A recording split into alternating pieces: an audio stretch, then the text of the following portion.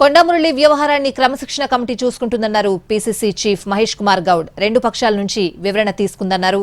మీడియాతో చిట్చాట్లో మాట్లాడిన మహేష్ కుమార్ గౌడ్ జూలై 4వ ఖర్గే హైదరాబాద్ వస్తున్నారని తెలిపారు. జూన్ 4న ఉదయం 11 గంటలకు పొలిటికల్ అఫైర్స్ కమిటీ సమావేశం జరుగుతుందని, తర్వాత విస్తృత స్థాయి సమావేశం ఉంటుందని తెలిపారు. సాయంత్రం ఎల్బీ స్టేడియంలో జరిగే గ్రామస్థాయి కాంగ్రెస్ కార్యకర్తల సభలో కాంగ్రెస్ అధ్యక్షులు ఖర్గే పాల్గొంటారని తెలిపారు. డీఎస్ కాంగ్రెస్ మనిషి అని, అలాంటి వ్యక్తి విగ్రహావిష్కరణకు అమిత్ షాను పిలవడమేంటని ఆయన ప్రశ్నించారు.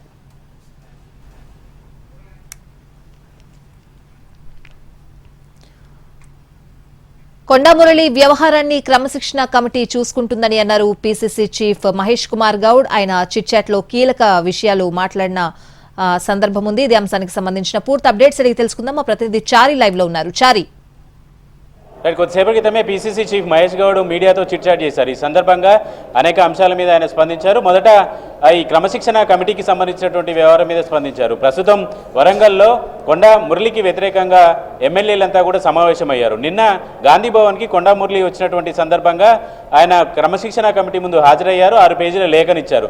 6 పేజీల లేఖలో వరంగల్ జిల్లాకు సంబంధించినటువంటి అందరూ ఎమ్మెల్యేల మీద అనేక రకాల అంశాలన్నింటినీ కూడా ప్రస్తావిస్తూ ఇచ్చారు. కాబట్టి దాని కొనసాగింపుగా ఇవాళ వరంగల్లో కాంగ్రెస్ పార్టీకి సంబంధించినటువంటి ఎమ్మెల్యేలంతా కూడా సమావేశం కొనసాగుతుంది. ఈ వ్యవహారం అన్నిటి మీద కూడా పీసీసీ చీఫ్ మహేష్ గౌడ్ స్పందించారు.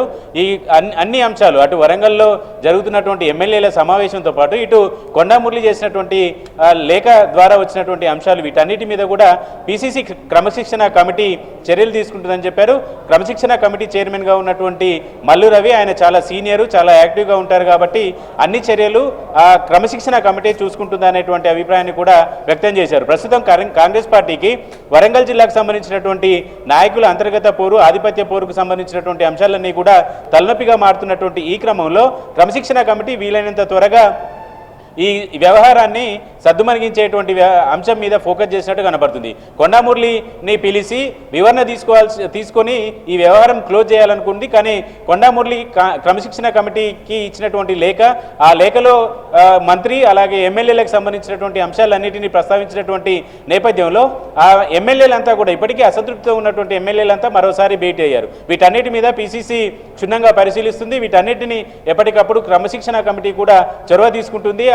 ఆ మేరకు చర్యలు కూడా ఉంటాయనేటువంటి అంశాన్ని మహేష్ గౌడ్ స్పష్టం చేశారు. Right Chari, thanks for the update.